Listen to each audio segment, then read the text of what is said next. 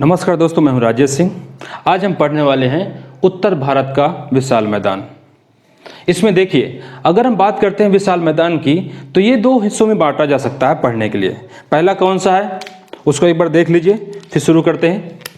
अगर हम बात करते हैं इसको दो हिस्सों में, कौन कौन से हिस्सों में बांट सकते हैं। एक तो आपका होगा भौगोलिक स्थिति, भौगोलिक जियोग्राफिकल, भौगोलिक या स्थलाकृति, यानी कि वो जो मैदान है वो बना कैसे है। एक तो आपका ये होगा, और दूसरा प्रादेशिक, कि कौन कौन से इसको प्रादेशिक विभाजन जो है मैदान का हम कर सकते हैं। ठीक है, ये क्या हो गया, प्रादेशिक। अब इसको समझते हैं कि दोनों हैं क्या, तो चलिए आगे देखते हैं। देखिए, अगर हम बात करते हैं भौगोलिक या स्थलाकृति, इसमें क्या क्या आएगा आपका, सब भावर है, तराई है, खादर है, बांगर है। ये कैसे क्या है अभी आप इसके बारे में हम पढ़ेंगे, लेकिन उससे पहले हम एक बार इसको देख लेते हैं, फिर हम पहुंचते हैं वहां पे। ठीक है, देखिए जो आपके सामने पूरा मैप बना हुआ है, इसमें जो ये भाग है ये पूरा मैदान है, उत्तर भारत का विशाल मैदान। इसमें देखिए ये क्या है, ये आपका पंजाब का मैदान है, पंजाब का मैदान है। ये आपका राजस्थान का मैदान है। इधर आइए, ये आपका गंगा का मैदान है, ये वाला गंगा का मैदान। और इसके बाद ये आपका है, अगर देखिए ये जो पूरा गंगा का मैदान ही है तो इसको आप क्या लिख लीजिए, इसे लिख लीजिए ऊपरी गंगा। ठीक है, ऊपरी गंगा का मैदान। और इसके बाद इसको लिख लीजिए मध्य गंगा का मैदान। ठीक है, मध्य गंगा का मैदान। इसके बाद जो आपका ये है, ये आपका निम्न गंगा का मैदान है, निम्न गंगा का मैदान। और इसके बाद ये आपका है असम का मैदान, असम का, और इसी को बोलते हैं ब्रह्मपुत्र का मैदान। तो अगर हम बात करते हैं प्रादेशिक की, ठीक है, इसको हम पढ़ेंगे अगली क्लास में। अभी हम सिर्फ ये देख रहे हैं, यहां पे गलत था, ठीक कर लीजिएगा इसको, ये है स्थलाकृति। अभी हम सिर्फ ये देख रहे हैं कि प्रादेशिक में क्या क्या डिवीजन है, और आज इस क्लास में हम पढ़ने वाले हैं भौगोलिक या स्थलाकृति वाला। ठीक है, तो पहले आप इसको देख लीजिए, फिर हम बढ़ते हैं इस पे, इसका हम देखेंगे डिटेल्स में। इस पे सिर्फ क्या करेंगे, ओवरव्यू करेंगे कि इसको आगे हम क्या क्या पढ़ने वाले हैं। इसमें देखिए, अगर हम बात करते हैं तो मुख्यतः पंजाब का मैदान, राजस्थान का मैदान, और ये गंगा का मैदान, और ये ब्रह्मपुत्र का मैदान, सिर्फ 4 मैदान आपको पढ़ने हैं। इसके साथ साथ जब हम बात करते हैं गंगा का मैदान, तो इसमें 3 हिस्से और हैं। ठीक है, इन्हें आप कह सकते हैं उपभाग। ठीक है, सब डिवीजन। तो अगर गंगा की मैदान की बात करें तो इसमें जो पहला है, जो आपका उत्तर प्रदेश वाला एरिया है, ये क्या है, ये आपका है ऊपरी गंगा का मैदान। अगर बात करें बिहार और झारखंड वाला एरिया, ये क्या है, ये आपका मध्य गंगा का मैदान है। और अगर बात करते हैं पश्चिम बंगाल, तो ये क्या है, ये निम्न गंगा का मैदान है। अच्छा, इसमें हम क्या क्या पढ़ेंगे, यहाँ पे किस तरह की मिट्टियाँ हैं, कैसी वनस्पतियाँ हैं, कैसी बारिश है, कृषि के दृष्टि से कैसा यह है, और दूसरा इसका निर्माण कैसे हुआ है। ठीक है, चाहे वो पंजाब का मैदान हो, चाहे वो राजस्थान का मैदान हो, चाहे वो गंगा का मैदान हो या असम का मैदान हो, इनकी हम देखेंगे उत्पत्ति। लेकिन उससे पहले आज का जो हमारा चैप्टर है वो है भौगोलिक स्थलाकृति, उसको देखते हैं।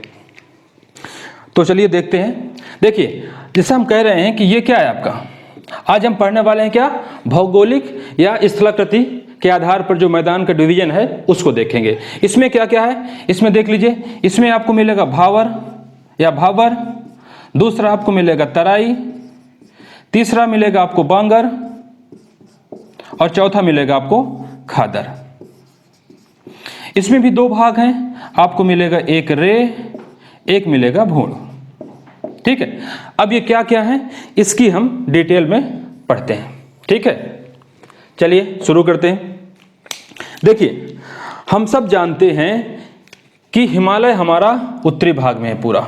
मान लीजिए ये आपका हिमालय है, तो आपको ये समझना है कि कहाँ पे भाबर है, कहाँ पे तराई है, कहाँ पे बांगर है, कहाँ पे खादर है। इसके बाद हम जानेंगे कि इनका निर्माण कैसे हुआ है। ऐसे मान लीजिए ये आपको क्या है, ये आपका है हिमालय, ठीक है। तो हिमालय के इस हिस्से पे, माने कि हिमालय के जस्ट समांतर, ठीक है, अगर ये जो है आपका मिलेगा भावर क्षेत्र। ये क्या है आपका भावर क्षेत्र। यहाँ पे क्या है, यहाँ पे जो है बड़ी बड़ी चट्टानें हैं, ठीक है, इसलिए इस भाग में ना कृषि संभव है, ठीक है, और ना ही कुछ खास वनस्पतियां।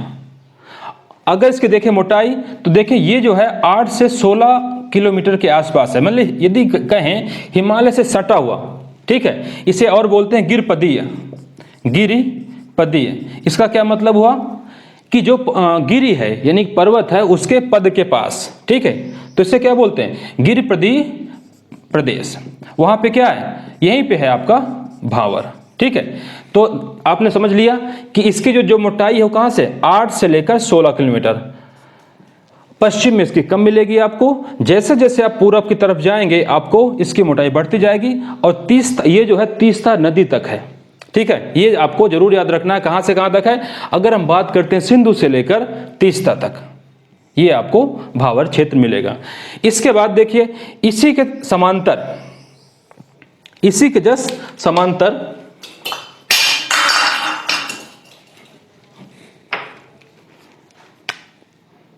इसी के समांतर आपको मिलेगा तराई भाग, ठीक है। और फिर बांगर और खादर, ये आपका जो बाकी मैदानी एरिया है ये आपको मिलेगा वहां पे, ठीक है। कैसे बनता है इसको अभी हम जो है समझते हैं, लेकिन समझ लीजिए कि बांगर क्या होता है और खादर क्या होता है, ठीक है। बांगर देखिए जलोढ़ मिट्टी का आपने नाम सुना होगा, जो नई जलोढ़ मिट्टी होती है उससे बोलते हैं खादर, और जो पुरानी होती है उसको बोलते हैं बांगर, ठीक है। तो चलिए देखते हैं कि इनका निर्माण कैसे हुआ। मान लीजिए, चलिए यहां समझते हैं। मान लो कि ये आपका क्या है पर्वत है, ऐसे मान लीजिए ये आपका क्या है पर्वत है, और ये आपका मैदान है। यहाँ पे क्या खड़ा पर्वत। देखिए एक बात आप सब जानते हैं कि जो नदियां हैं भारत की वो कहाँ से आती हैं, पर्वत से ही आएंगी। तो अगर मान लो गंगा है या यमुना है या कोई दूसरी नदी है जो यहाँ से आ रही है, तो जब वो यहाँ से निकलती है, चूंकि ये ढाल में होती है तो इसके पास एनर्जी काफी ज्यादा होती है, तो ये क्या करती है अपने साथ बड़े बड़े पत्थरों को लेकर मतलब नीचे की तरफ बहती है। लेकिन जैसे जैसे ये नीचे उतरती है, और ये इसमें ढलान में कम जो एरिया है, ये यहाँ पे ढलान कम हो जाएगा, जब यहाँ पे आती है तो इससे क्या होता है, इसकी जो एनर्जी थी पानी की बहाव की वो घटती जाती है। तो जो पर्वत वो यहाँ से उठा ले, जो पत्थर वो यहाँ से उठा लेके आई थी, यहाँ आते आते उसका एनर्जी खत्म हो जाती है, इससे वो पत्थर बहुत आगे नहीं बढ़ पाता। तो मान लीजिए कि यहाँ से एक पत्थर है वो लेके इसको आ रही है, ठीक है, तो क्या करेगी वो बहुत खींचकर इसको यहाँ तक लेके जाएगी, ठीक है। अगर छोटा है तो उसको यहाँ लेके जाएगी, उससे छोटा तो यहाँ लेके जाएगी। तो इस तरह से क्या हो रहा है कि जो पत्थर है ऊपर से आ रहे हैं, जो बड़े पत्थर है वो यहाँ इकट्ठे होते जा रहे हैं, ठीक है, इस एरिया पे, और जो छोटे हैं वो आगे बढ़ते जा रहे हैं, ठीक है। समझ में आ रहा है। नदी के साथ जो बड़े पत्थर हैं वो यहीं इकट्ठे होते जा रहे हैं, जो छोटे हैं वो थोड़ा सा आगे बढ़ते जा रहे हैं। तो इस तरह से जो ये पूरा एरिया क्रिएट हुआ, ये क्या है, यही भाबर है, ठीक है, यही भाबर है। अब इसकी क्वालिटी समझ लीजिए। देखिए कई बार आपको क्या लगता है कि कि एक नदी इस पत्थर के बीच से निकल रही है, वो यही होता है। मान लीजिए यहाँ पे पत्थर जो है इकट्ठा हो गए, अब पानी तो अब भी आ रहा है, जब पानी यहाँ से आएगा तो इन्हीं पत्थरों के नीचे से जो है सीधा आपको दिखेगा कि पानी यहाँ से निकल रहा है, ठीक है। तो जो आपका ये क्षेत्र बना जहां से नदी का उद्गम आपको दिख रहा है, ये क्या है, यही आपका भाबर क्षेत्र है। ये क्या है, भाबर। आई होप कि आपको समझ में आ गया होगा कि भाबर किसे कहते हैं। इसके बाद देखिए नेक्स्ट आपको क्या है, तराई। इसका देख लीजिए, इसको अब आप इधर देखिए,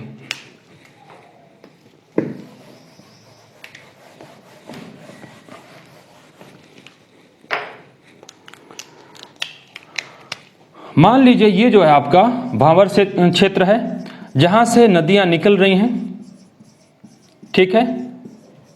अब देखिए, अगर पानी ऊपर से आ रहा है नीचे की तरफ, मान लीजिए ये आपको क्या है, वाटर है, और यहाँ से निकल रहा है, तो क्या इसमें संभव है कि कोई एक जगह से कोई जो है नदी निकलेगी, कोई यहाँ से निकलेगी, कोई यहाँ से निकलेगी? वो कई जगह से आपको वो नदी निकलेगी, यहाँ से भी निकलेगी, यहाँ से भी निकलेगी, और यहाँ से निकलेगी। ठीक है, तो इससे क्या होता है कि नदी जो है छोटी छोटी नलिकाओं में पूरा बढ़ जाती है। उससे क्या होता है कि जो ये पूरा एरिया है, ये क्या होता है, दलदल युक्त या नमी युक्त हो जाता है। कुछ जगह आपको छोटे छोटे दलदल मिलेंगे, कुछ जगह नमी युक्त जो जमीन मिलेगी। तो ये जो एरिया है इसे कहते हैं तराई। अब देखिए तराई में क्या क्या हो सकता है। देखिए, जब भी अगर यहाँ से पत्थर से पानी आएगा इसके बीच से, तो जाहिर सी बात है जो छोटे पत्थर होंगे, कंकड़ होंगे, वो इस एरिया में जरूर लेके पानी आएगा। ठीक है, तो अगर देखें तो जो यहाँ की मिट्टी होती है वो नम ही तो होती है, मतलब नम युक्त तो होती है, दलदली होती है, इसमें खेती की जा सकती है। लेकिन यहाँ पे क्या होता है, कंकड़ काफी बड़ी मात्रा में होते हैं। तो इसलिए यहाँ पे क्या हो सकता है, सिर्फ धान गन्ना जैसे फसलें हो सकती हैं, लेकिन तब हो सकती हैं जब आप इन कंकड़ को बाहर निकाल दें। ठीक है, तभी संभव है। इसके बाद देखिए नेक्स्ट, ये तो हो गया आपका तराई, ये क्या हो गया आपका तराई। अब देखिए बांगर और खादर का निर्माण कैसे होता है। देखिए, जब अगर कोई नदी यहाँ से निकलती है, ये पूरा जो है तराई क्षेत्र हो गया। एक समय आता है कि कोई एक ढाल मिल जाती है, जो जहाँ से मैदान शुरू होता है, कि सारी नदियाँ मान लो ये ऐसे आ रही है, ये ऐसे आ रही है, ये कोई एक ढाल पकड़ती है। ठीक है, और उस ढाल से एक नदी बनकर, चाहे वो गंगा हो, जमुना हो, काली हो, ठीक है, कोई दूसरी नदी हो, वो एक ढाल बनाकर जो है आगे बढ़ना शुरू कर देती है। जैसे वो आगे बढ़ती है तो क्या धीरे धीरे इसमें कटता जाता है ये एरिया, तो गहरी होती जाएगी। अगर मान लो कुछ साल पहले, बहुत साल पहले, जब ये आपस में इकट्ठा हो रहे होंगे तो ये पानी यहाँ तक फैला रहा होगा। ठीक है, इसका बहाव, मान लो बारिश हुई एकाएक, तो पानी कहाँ तक जाएगा, क्योंकि नदियाँ अभी बहुत गहरी नहीं हैं, तो ये पानी यहाँ तक फैल जाएगा, पूरा ये एरिया तक पानी फैल गया। तो अब जो है, जो मिट्टी थी जो यहाँ से लेकर साथ में आई थी, जो यहाँ से मिट्टी बहा के ले आई, वो कहाँ तक जाएगी, वो इस एरिया तक पहुँच जाएगी। ठीक है, जब इस एरिया तक पहुंच जाएगी, यानी कि अगर नदी द्वारा जो लाई गई मिट्टी है जो यहां तक पहुंच गई, इसी पूरे मिट्टी को हम क्या बोलते हैं, इसको क्या बोलेंगे, बांगर। ठीक है, अगर एक लाइन में बोलें तो बांगर मिट्टी कैसे बनती है, नदी के द्वारा बहा कर ले आई जाने वाली जो मिट्टी होती है, जिसे हम बोलते हैं जड़ोल मिट्टी, उसे क्या बोलते हैं, बांगर। ठीक है, बांगर का दूसरा क्या नाम है, पुरानी जलोढ़ मिट्टी। ठीक है, इससे क्या बन गया, बांगर। अब समझिए, कुछ समय बाद धीरे धीरे करके यही जो बहाव है ये क्या हुआ, गहरा होता चला गया। नदी लगातार बहती गई, तो जो नदी का जो गहराई है वो बढ़ गई। इसके बाद जो पानी आया, वो पानी अब जो है यहाँ तक नहीं जा रहा है। वो पानी कहाँ तक जा रहा है, वो सिर्फ यहीं तक जा रहा है, या मान लीजिए यहाँ तक जा रहा है। तो वो पानी जहाँ तक अब पहुँच रहा है हर साल, यानी कि करंट स्थिति में जो पानी पहुंच रहा है, मान लो जी ये वाला एरिया है, इसको मिटा दीजिए आप। मान लीजिए कि अब पानी कहाँ पहुंच रहा है, अब सिर्फ यहीं तक पहुंच रहा है, और ये लगभग हर साल या हर दूसरे साल या हर तीसरे साल पहुंच रहा है। तो जो मिट्टी यहाँ बनेगी इस एरिए पे, ये कौन सी होगी, ये होगी खादर, ये होगी खादर, और इसे ही बोलते हैं नई जलोढ़ मिट्टी। ठीक है, तो इस तरह से आपने देख लिया कि खादर और बांगर कैसे बनती हैं। अब देखिए दो वर्ड और आपके पास सामने थे, एक था रे, एक था भूड़। ये भी आप एक बार इसको देख लीजिए। जैसे मैंने बताया कि रे और भूड़ दोनों किसका हिस्सा है, बांगर का हिस्सा है। ठीक है, क्लियर है यहां तक। तो ये कैसे बनता है वो देख लीजिए। अगर कोई मिट्टी, मान लो ये एक बांगर एरिया है, यहाँ पे आप पानी भर देंगे लगातार।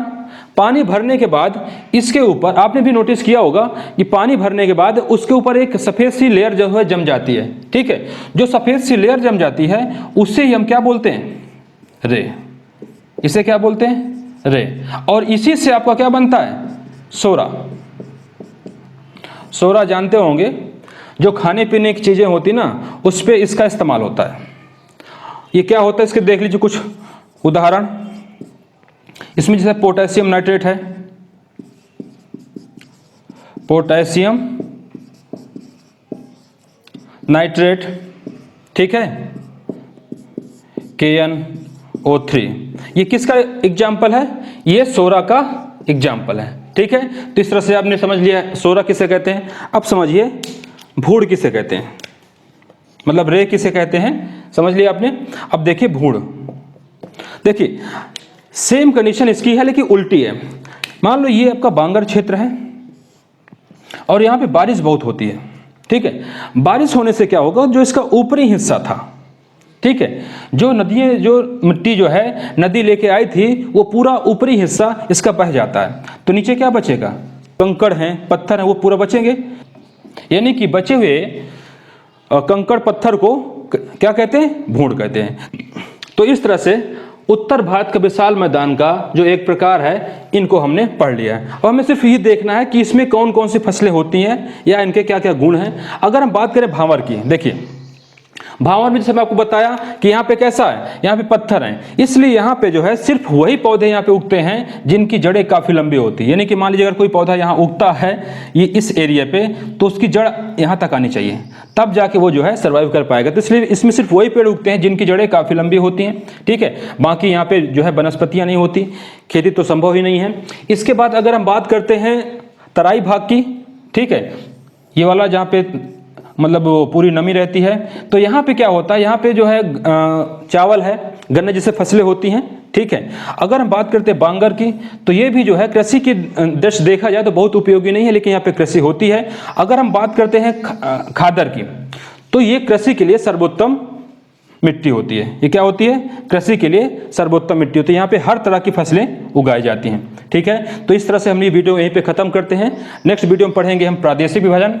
तो दोस्तों अगर आपको हमारा कंटेंट पसंद आ रहा हो तो प्लीज़ हमारे चैनल को सब्सक्राइब कीजिए, हमारे वीडियो को लाइक कीजिए, शेयर कीजिए, अपना ज्ञान बढ़ाइए, अपने दोस्तों को बढ़ाइए। Thank you.